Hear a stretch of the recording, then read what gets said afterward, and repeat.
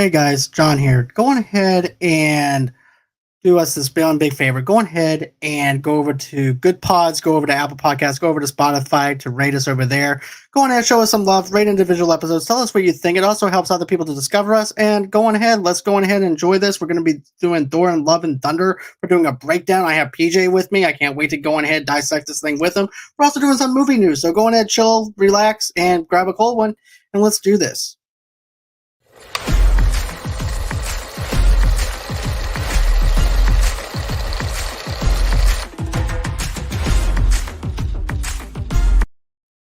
Right. And like I said, I have PJ here. Welcome to the show, man. It's good to have you on here.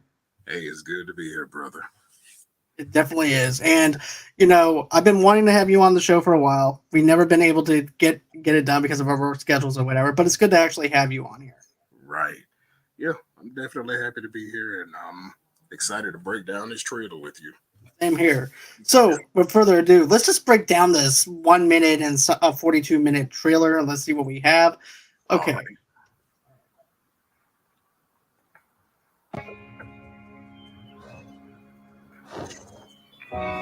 These hands were once used for battle.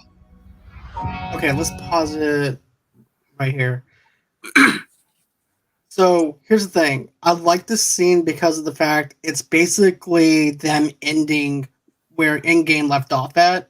And basically this is him basically just saying, hey, look, this is who I used to be. I used to be mad with vengeance and everything. Some time has passed. I'm ready to move on from my life. So I'm just going to burying the axe here, basically. Right. And I also like in this beginning scene where he's running through the forest, a couple of things you noticed about that scene. First, when he's a little child, that's actually one of Chris Hemsworth's youngest sons playing him. Oh, cool. Yeah. And then here, when he's a teenager, the cool part about this is he's wearing the classic Thor outfit from Jack Kirby comics. I thought that was pretty neat. That's an awesome throwback. And if you think about it, though, it kind of sets up like a coming of age comic Right. for this. So that's something that I really liked about that. And I didn't get a chance to dive into it on the trailer reaction like that. But to me, that's what I find fascinating is the fact it's like a coming of age thing of where you once were as a kid, then you go into adulthood and going into the things that you went through with Asgard being destroyed and everything, Exactly. the war on Thanos, and then of course now having a breather basically. Yeah. All right, let's see what else. All right. These hands were once used for battle. Now they're but humble tools for peace. I need to figure out exactly who I am. Okay, the part where he says, now I got to figure out who I am. How many of us in life just goes through that in our own adulthood? Or even in our teenage life or in our early 20s, like, I need to discover who I am because I don't understand who I am. And he's been through so much stuff, so much turmoil to the point where he probably lost himself during this whole entire thing. Yeah, we laugh at the part where Korg winds up saying, oh, everybody will live. And then all of a sudden the planet gets destroyed. We laugh about it, but underneath it, there's pain and turmoil there. Yeah. And it's a little bit of also what happened between Infinity War and Endgame. Because remember, Thor went into a depression for a while and he became out of shape. And, basically, I think, he did lose himself during that, having to deal with the repercussions of not killing Thanos right off the bat because he feels like he's responsible for losing half the population of, everywhere. Right. And yeah, I think after dealing with that trauma, he's just trying to learn to live a normal life again. Maybe get his confidence back or get back to who he was. Definitely. Yeah. Right. I'm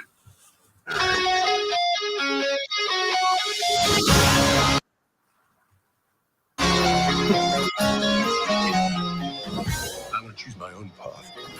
Live in the moment.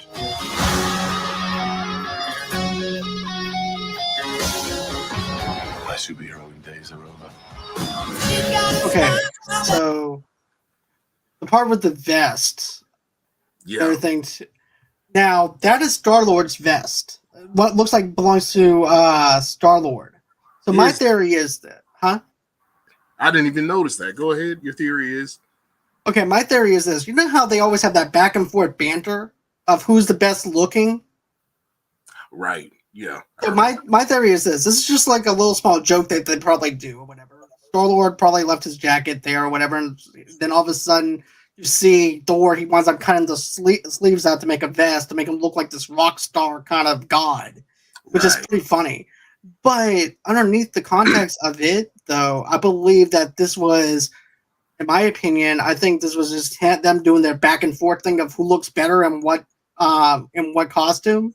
We'll have a good laugh about. That's just my speculation on it. It's like, okay, who looks better in Star Lord's jacket? Do I do with my vest, or does he look better looking than I do in his jacket?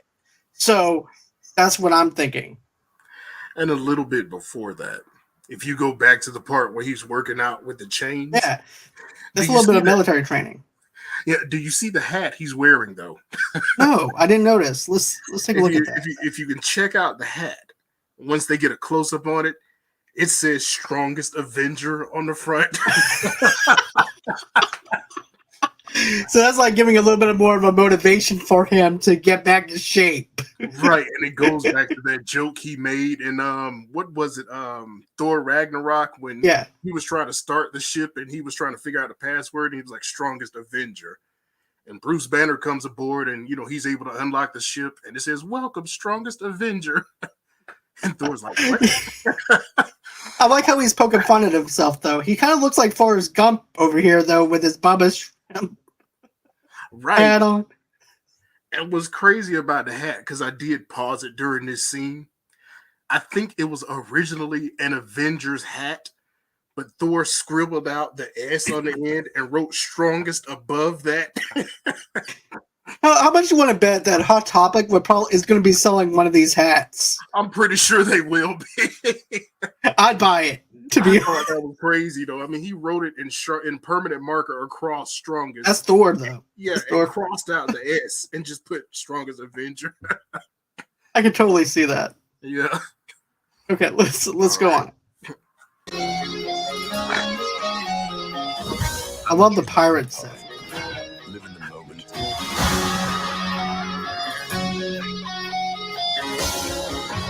My superheroing days are over.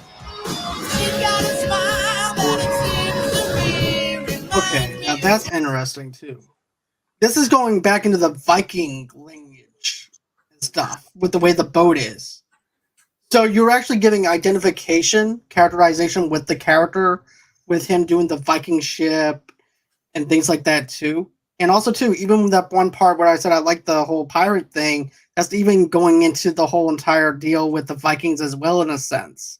So I definitely like how they're paying homage to the Viking lineage, and also too, they're also giving us the new look of Asgard, which I find really fascinating. Yeah, that's what I was looking at too. Because well, first off, here where we're paused at, the scene where I think are those oxes or they goats? I think they're goats. But I remember this being part of the Marvel lore. Yeah, he had two goats. I can't pronounce their names, but yeah, he had them. And this new look of Asgard, it seems like it's become maybe a tourist site or something. Well, this right here, yeah. I think this is Olympus though. Yeah, that's gonna be Olympus, I believe. Okay. At first I thought that was gonna be Asgard. I'm like, wait, how is that Asgard? I'm like, there's supposed to be a more of an earthly feel to it, unless he figured out a way to do gravitational forces or something. Right. Where it was more homage to his thing, but no, I think that's Olympus. I think as we get further along in the trailer, though, we're going to see new Asgard where they've built up on it. Let's go a little further because something in there made me think it became a tourist site. Let's do it. All right.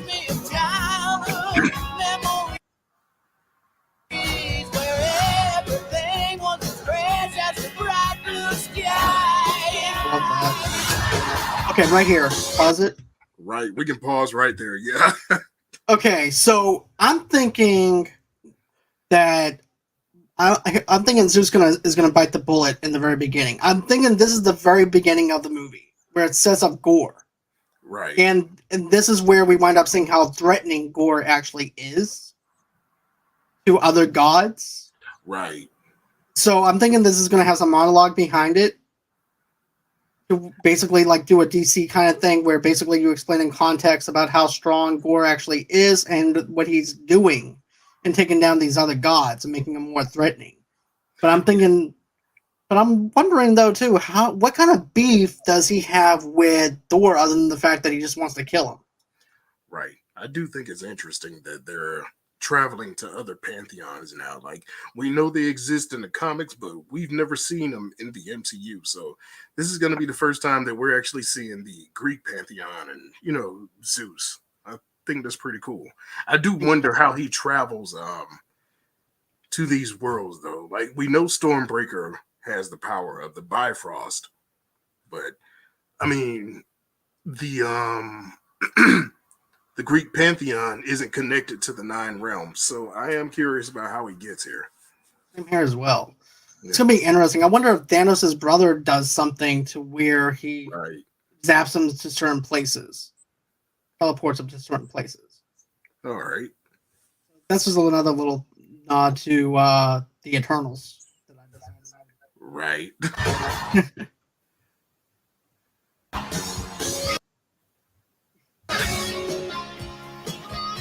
Remember what I told you? Okay. Yeah. Okay, yeah. This is what I'm talking about, because you see the van and you see the cruise liners in the back. It makes me think that this place has now become a tourist attraction. That actually makes sense. I'm going to go with you on that because I'm thinking this is where the Matt Damon character is going to be at, where he's telling the story. So that would actually make sense for them to tell the story. And then, of course, we're not going to have a Loki a cameo or anything like that. They already went on ahead and confirmed it. Right. But I'm sure that they are going to break it down to how Endgame is. I'm hoping Lewis is there, though. I'm hoping that we have a cameo by Lewis somewhere within that little Universal Studios of Asgard. Right. But still, I really am. I'm going to actually have to go on board with that. That is definitely more of a tourist attraction versus a place to live. And okay, the actors Matt Damon, Luke Hemsworth, Sam Neill, Melissa McCarthy, and her husband are the okay. All right. Okay. Creating. Okay. Okay. Gotcha. Okay. All right, let's do it. All right. You ever feel lost? Just look into the eyes of the people that you love.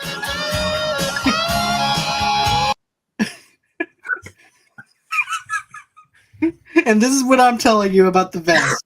Right here, too. Yeah, because we remember when he went off to join the Guardians of the Galaxy at the end of Endgame, and he and Quill were kind of bantering over who's going to be the leader. Right.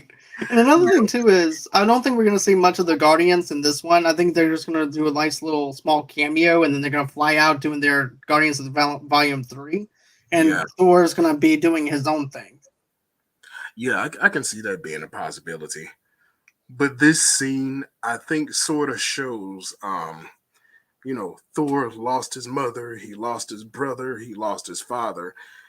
And in a way, aside from the Avengers, since he went off with the Guardians, they're his new family. That's true. That's very true. And Peter's basically his brother, his new brother, and everything with this new family of misfits. So yeah, I can definitely see it. Yeah. Oh, and a little bit before that, Valkyrie, she was sitting at some kind of international summit. Yeah, that's interesting. I wonder if she's going to be like a concierge to maybe Thor or handling international affairs. Right. I mean, with since everybody moved from Asgard and new Asgard is on Earth, I'm wondering if, the people of the world have some sort of issue with this, or maybe they're trying to become an official country, or maybe they're trying to get them to share their resources, something of that nature. Or become American citizens, though, too. Yeah. I mean, and where it could also deal with Skrulls. that's a good theory. It could also deal with Skrulls though too, but Yeah. also too, I'm also thinking it also leans into Black Panther a little bit Oh, right. because remember they use their technology and stuff. Right. And they decided to open up their borders of Wakanda in the last film. So, yeah. So they might be talking about the borders, about what they want to do, and also probably going into citizenship as well. So there's different things that you can go with this. Exactly. All right. You ever feel lost? Just look into the eyes of the people that you love. Oreo commercial. Right. Okay. Me? What? Just listening.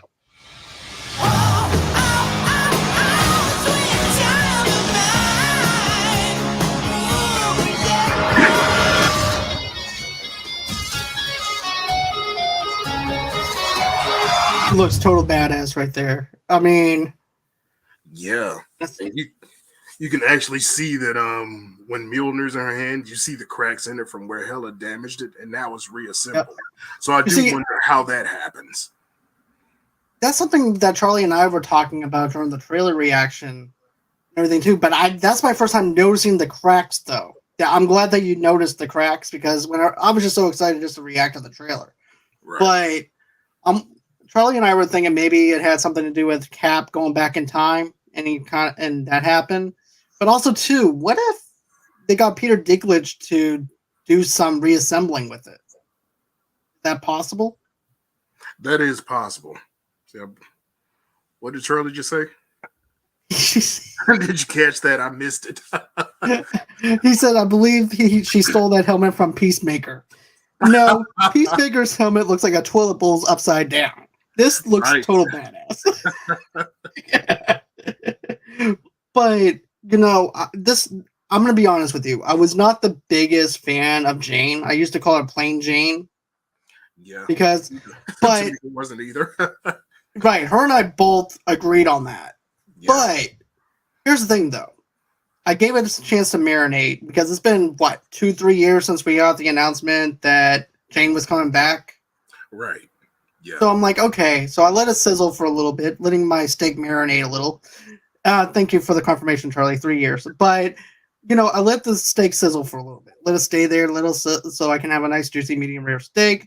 And so now we actually have a great looking Lady Thor. I'm going to be honest with you. She looks fantastic. I'm excited to see her. I'm also have to agree with Charlie. I think it had a lot to do with the writing as to why I didn't like her as Jane. So it's no discredit to the actress or anything like that. It's just the way that she was written in. Now that I'm actually thinking about it, I know I said this a couple of years ago on my podcast. You listen to the audio only podcast. I call it Plain Jane. I call her a bunch of other things, saying that I don't think she's the best person to play Lady Thor. I ate my words. It's not the first time I'm wrong about anything in my life.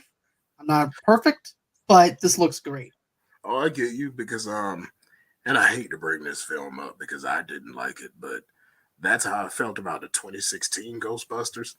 All of those women are great comedic actresses. They really are. It's just for that particular film, they were given poor material to work with.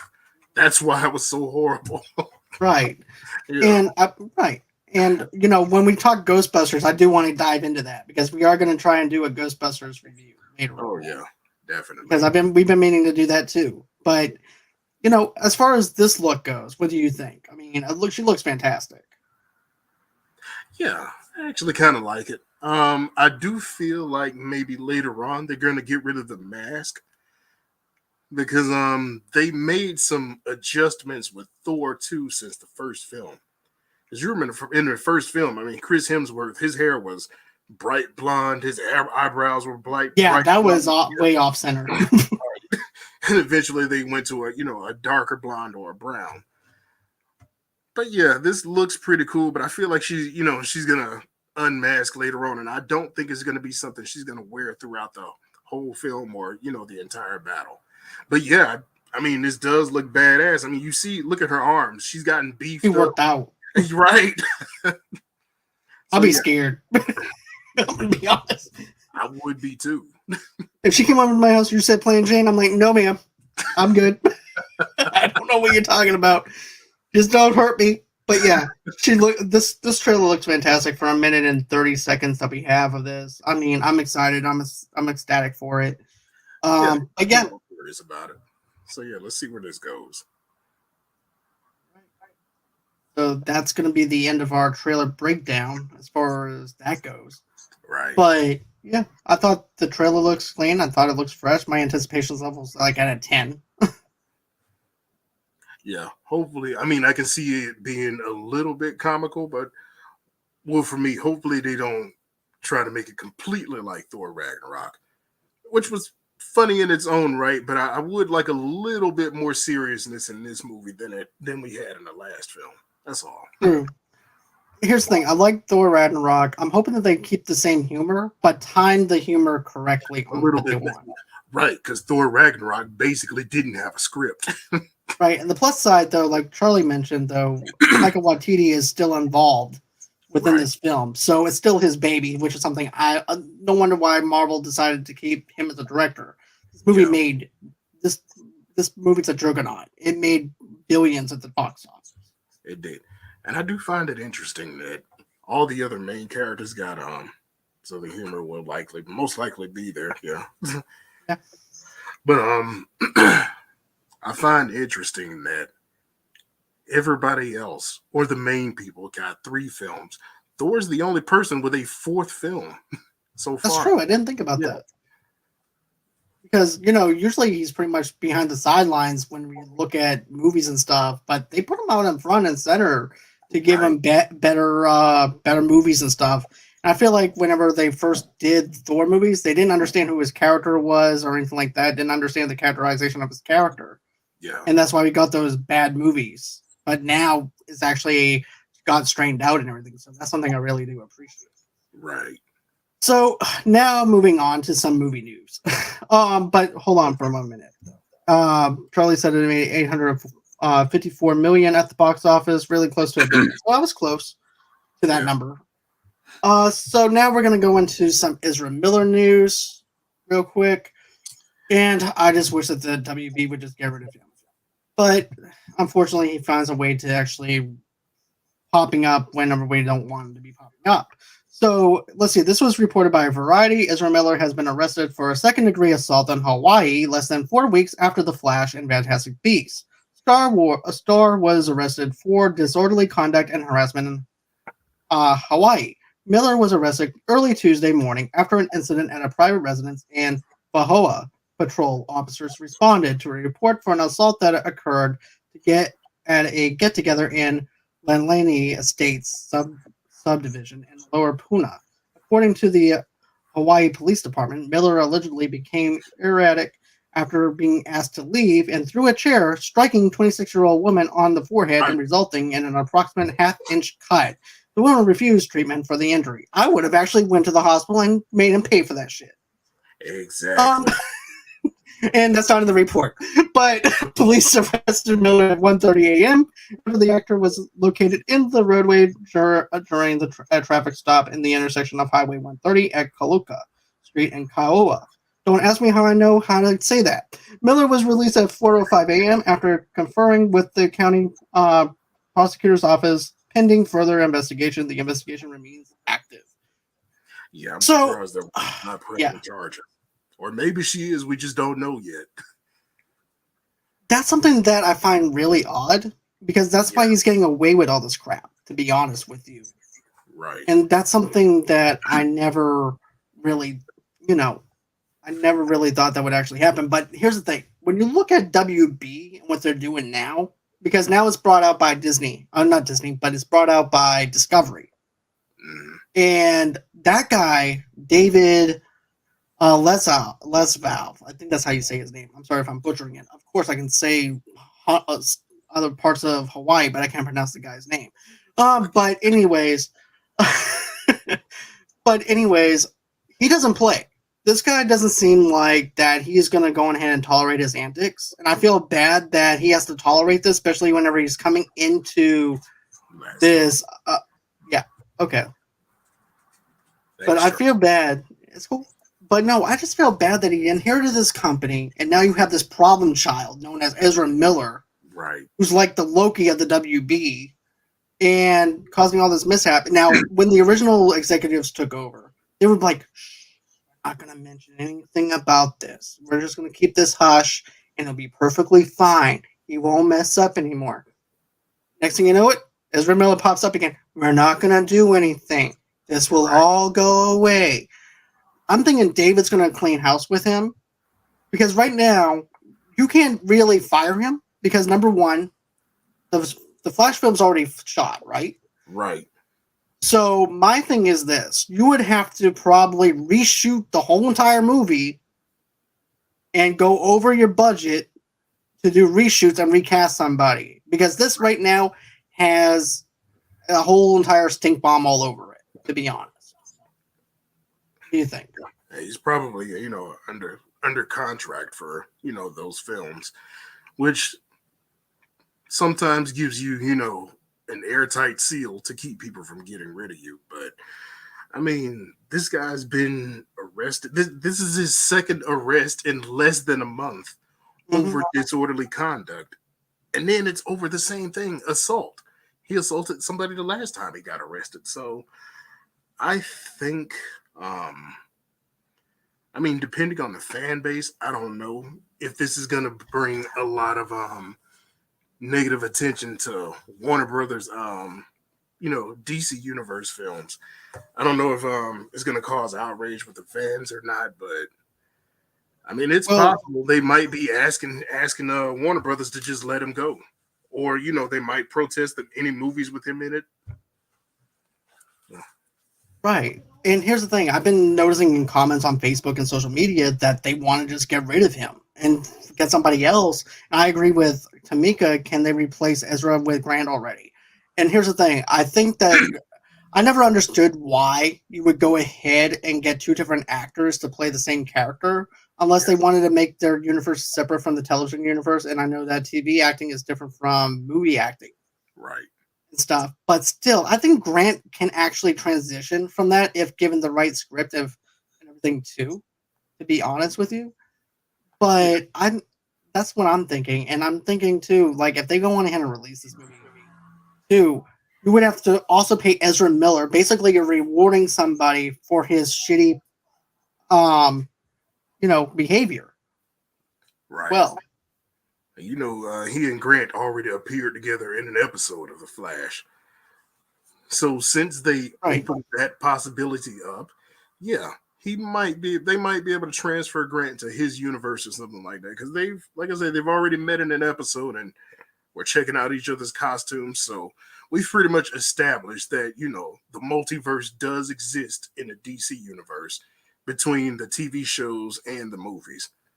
my thing is this: there's an easy way to do this. All they have to do is make him go reverse and then put him in that universe. And that's it. Show him on TV, going in reverse, all of a sudden he disappears. Next thing you know, he winds up in the DCEU. Right. Exactly. And that's how you incorporate it.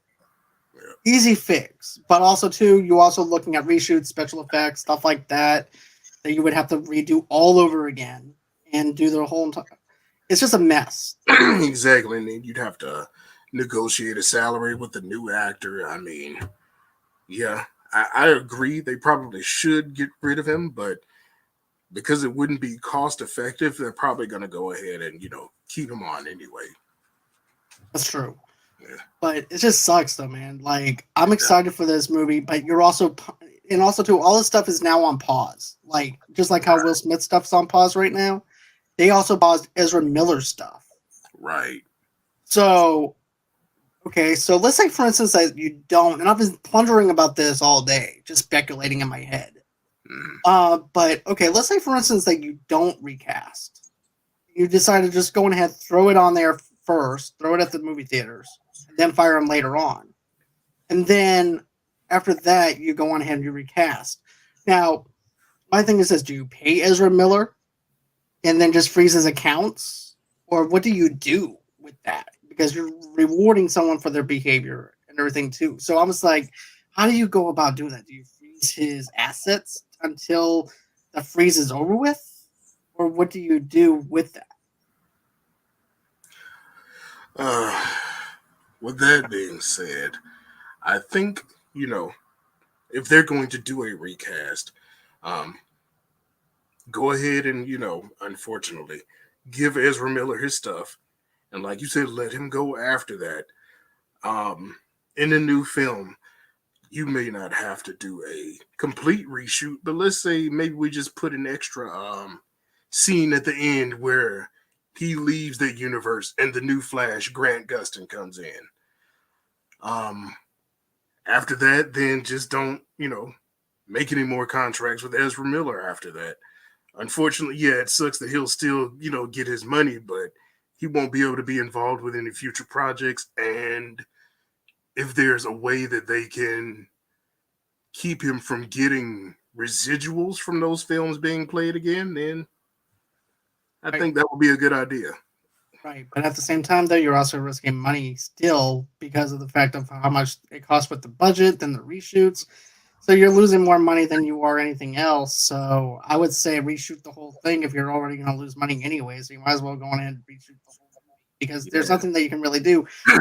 Like Charlie said, he is in W. Here's the thing: there's a difference between him being in the Secrets of Dumbledore versus being in the Flash, though. He's not up front and center. He's not the main character. He's not the main focal point. So I understand why they still released that movie, even though it was already facing controversy anyways between the Amber Heard situation and Johnny Depp situation, and Johnny Depp being let go after the UK stuff and things like that. But here's the thing: Ezra Miller's not the focal point. Your focal point is Dumbledore and Grindelwald. Exactly. Right. That's the names on there. It's not the character of Ezra Miller's character. Now, if that was the case, then yeah, you can pause that. What do you think? No, I completely agree. I mean, go ahead and release that film. Ezra Miller's not really getting any press anyway for Secrets of Dumbledore. I mean, this is Jude Law, Right. Exactly, man. Exactly. Yeah. So yeah, go ahead and let him have that. But as far as the Flash universe, where he's going to be one of the main characters, yeah, you can let him go for that. I mean, it's gonna suck to renegotiate contracts and hire lawyers and all of that, but yeah, if they don't, then in the long run, it may hurt them even worse. Tamika says that she's sending you some good vibes. And then, of course, Tanya says hi to me. Hi, Tanya. It's good seeing you over here on the chat. Right. Good to see you also, too, as well, Tamika. And let's see. Well, if you want another movie news topic, just announced Spider-Man Across the Spider-Man Verse Part 1 just was delayed to June 2nd, 2023. New Spider-Verse film. Yeah. Okay, yeah, I can't wait to see that because they did an excellent job with that first It one. really did. I enjoyed it. Yeah. I was shocked at how well that was. To be honest Right, with you. me too. Because at first I'm looking at the trailer, right? Now, let me ask you this. With the animation, did it really look off-center to you with the animation, with the way the teaser actually looked? It's like, okay, it just doesn't fit my vibe. But then once you see the movie in its context, it's like, it's good. Right, it really did look off because it looked more like, even though it wasn't stop motion animation, it looked more like that. It looked like the frames were a little choppy. It just didn't seem like it was going to be good. But yeah, once you sat down and watched it, I mean, it's one of the best Spider-Man films out there.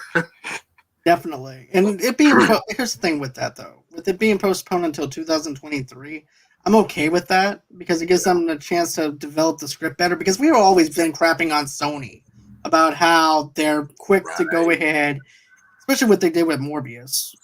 But but we're always giving Sony a bad rap, but at least with the animation, they knocked that out of the park. Right. And you see, I was willing to give Sony a chance because of the fact that we're 3 for 3 for me. Yeah, Spider-Verse, fantastic, even though that's an animated film. They did Venom really good, the very first Venom movie. Right. And of course, Spider-Man No Way Home. So, and of course, all the other Spider-Man movies. So I'm like, okay, maybe Sony has their crap together. Maybe now they're not going to try and force a Sinister Six on us. Right. And we get Morbius. And we're not going to go there. No, we're not going to go there this podcast. No. Oh, boy. But yeah, I felt like, I mean, except for the Andrew Garfield films, I felt like Sony has done a pretty good job with with Spider-Man. Oh yeah, and except Spider-Man 3. But yeah. um yeah, they crank out good material. They've done well so far, so I'm looking forward to seeing the next Spider-Verse film. Too. They seem to have gotten their crap together, like you said. Same here as well. Yeah, But I also even too. enjoyed their second Venom film. I liked it. Oh, okay. I was actually the opposite. Yeah, I figured as much. Because I was going to make my point on that, though, too. The reason why I didn't like it is because I feel like they wasted an hour of my time with humor versus building a story arc for Venom and Carnage. Because that's what I was hoping for. That makes sense. Yeah, I get where you're coming from. Because I was thinking on the level of what we got with the very first Venom movie. I'm like, okay, so they're going to build this thing up. Nope. Right. It was nothing but fart jokes, him roommating with Venom all over again. I'm like, no. Pretty much. Venom was not that bad. Tamika's defending both Morbius and Venom 2. Oh, wow. But here's the thing, though, Tamika. I mean, I went into it with a different anticipation level and everything with both of those because Morbius is one of my favorite villains. And Venom's also one of my other favorite anti-hero villains. Right. So I went into the same anticipation that I saw with the very first Venom movie because number one thing that I liked, even though it was corny, was the motivation of the villain. The first movie. Yeah, it was corny, but it worked. As long as you got the plot motivation of what the villain is doing, yeah.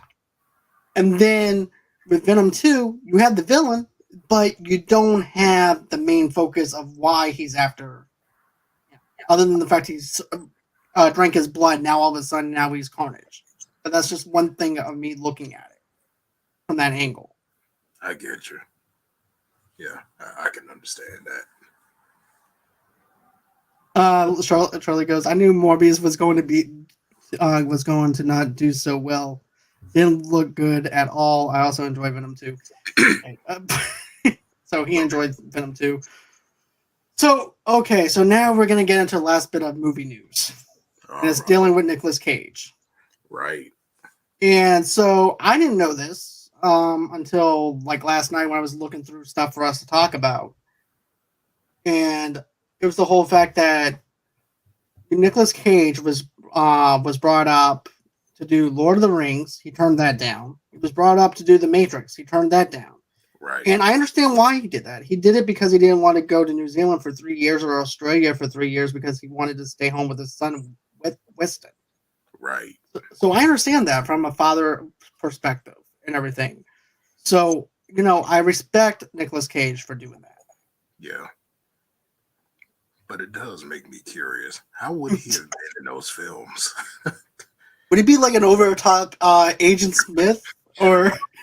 Right, and I feel like that will be the case. With that little smirk that he gives, he goes, Mr. Anderson. Right. Probably get the big eyes, Mr. Anderson. Right, that crazy guy, Mr. Anderson. Right, yeah. But yeah. But yeah, I could definitely see him being played in Lord of the Rings. An elf. I can maybe someone related to. I can see him having that same hair that he had in Con Air. Yeah. And having what's his name? Orlando Bloom's being related to Orlando Bloom's character or something. Aragorn. Oh man. Aragorn. I don't know. He just has a tendency to play a lot of these over the top characters. And I mean, not saying that no, not Gandalf. Not serious, but I feel like Nicolas Cage plays Nicolas Cage in every one of his movies. It's the same way I feel about Will Smith. Will Smith plays Will Smith. I just don't see the range there. Not often, anyway. Right. It's hard to miss. Like, when it comes down to the Oscar movies for Will, I could see it. Right. Like, when you look at the movie he just did with King Richard, and then, of course, when he did Concussion, and those kind of roles in Ali. 7 pounds, and what was another serious role he did where he was a poor man and he was trying to take care Oh, of his son and he got the Pursuit of job? Happiness. Yeah, that's it. Pursuit of Happiness. Okay, I can see that. But all of his other films, yeah, he's pretty much the same guy. Collateral Beauty, that was okay, but it wasn't like, like a very, it was like a very Will Smith role. Yeah, because I feel like Hancock, Men in Black, Wild Wild West, That was those just are him, the same characters. right? Yeah. Legend of Bagger Vance. Yeah, I could definitely see Legend of Bagger Vance being on my list of top tiers for Will Smith. It might actually be a cool thing to talk about is Will Smith's rankings. Yeah. Get slapped first. Frank Will Smith movies. Okay. I can see that. That might actually be something to talk about later on. Right. But I think that Nicolas Cage does a good job with what he has. He's also an Academy Award nominated actor as well. Yeah. Well, yeah, I forgot about those bad boy films, but still, I mean, Mike Lowry's the same character as Jay from Men in Black. You forgot one thing, though, man. You forgot one thing. He didn't inherit a condo from his parents, or an inheritance from his parents. Jay was just a cop. So, that's true. It's just a very poor version of Mike Larry. Right. But as far as Nick Cage go, I mean, I like him in Willy's Wonderland. I like that one because he's not. Did you ever see that one? I have not seen it. Okay, man. Picture this: Nick Cage doesn't say a single word in this movie. It's a horror movie. These animatronics come to life in this haunted Chuck E. Cheese, but it also kind of reminds you of Five Nights at Freddy's.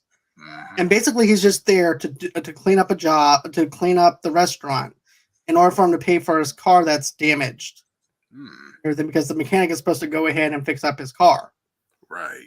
So, matter of fact, his character's name is called the Janitor. And that's it. It's just the janitor. He doesn't talk. These kids are doing all the talking, and he's just looking at him like this, and he's cranking up some energy juice and stuff like that, like Monster Energies and stuff like that. He doesn't even say a word. It's like very over the top, cheesy horror movie. Name of this film again? Let me write this down. Willy's Wonderland. Okay, I'm gonna check this out. All right, I got it. Willy's Wonderland. But yeah, that's one I actually recommend. Of course, Leaving Las Vegas is another one that he did. Yeah. But yeah, when you look at Nicolas Cage movies, he does a very fantastic job at what he does. He just became a meme over the years.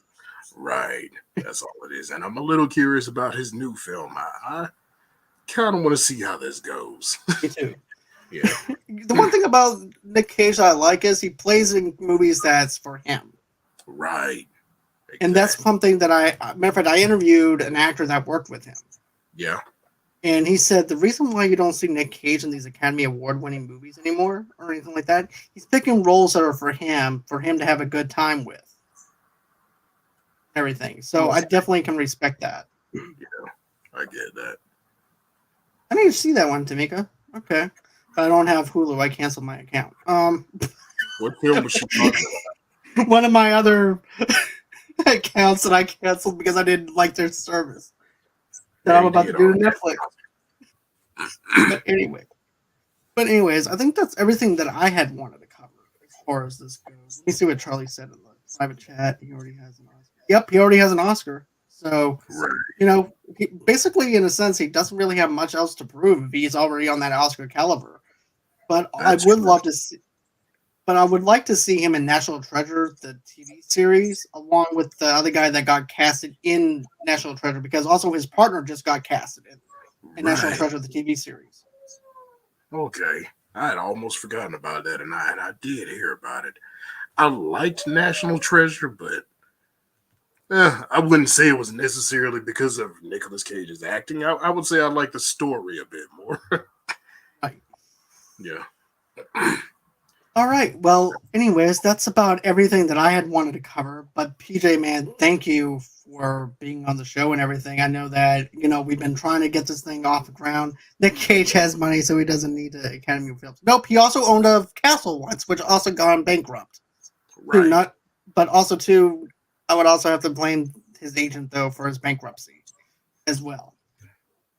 Yeah. So, but anyways, thanks again, man. This was a blast. We're definitely going to have to do our Ghostbusters reviews sometime yeah. soon, talking Ghostbusters. That's my first love right there. Well, I had two first loves: Ghostbusters and the Teenage Mutant Ninja Turtles. We're definitely doing Came out the TMNT. same year. Both which I arrived that year also, 1984. 85 for me. I mean, I came in a year later. Came in Back to the Future style. So yeah, exactly. You came in Back to the Future style, which was cool. The 80s were awesome. Definitely, man. Definitely. But Like I said, we're gonna have to do this again. I had a blast talking with you with this stuff. It's a pleasure, really. Thank you. It was my pleasure, brother. Welcome. All right. So, with that being said, guys, you guys can go ahead and follow me underneath Movie Lovers, TV Lovers Night on Facebook, under the same brand name on Instagram, and on Pinterest as well. If you would like to have an audio-only podcast of our episode, you can guys on all major podcast platforms. But of course, go over to Good Pods, go over to Apple Podcasts and Spotify as well. Rate us over there, rate individual episodes, tell us what you think about those episodes. Also, too, if you're a sponsor or would like to be on the show, just go ahead and reach out to me at movieloversnight@gmail.com. And of course, if you want to donate to our page, all you have to do is go to buyusacoffee.com/movie lovers. And that's www.buyusacoffee.com/movie lovers. Then, of course, if you guys want to, go on ahead. Don't forget to like. Don't forget to comment below. Smashing that subscribe button. And, of course, the bottom right-hand corner to allow you guys know when we have something new. That bell, smash the hell out of it, just like how Thor is going to smash the hell out of this box office coming up. So that's what you guys need to be doing. And sing Sweet Child of Mine. But anyways, go over to TikTok. Follow me over there at Movie Lovers Unit 0, and then on Twitter at Movie Lovers Unit over there. And that's everywhere that you can reach out to me. Thank you again, PJ. Thank you so much once again. Then, of course, Tamika, thank you for commenting, defending all the two movies I didn't like this year so far, or last year. And I also want to say thank you to Tanya for commenting in the live chat as well. Thank you, Charlie, for producing. And always, until next time, guys, tomorrow night, you're going to, well, not tomorrow night, but whenever you watch it, Friday, you're going to be seeing our Moon Knight review on episode 4. So that's going to be dropping after I do the editing and all that stuff. So that's everything that you need to know. And I hope that you guys enjoy the rest of your night. And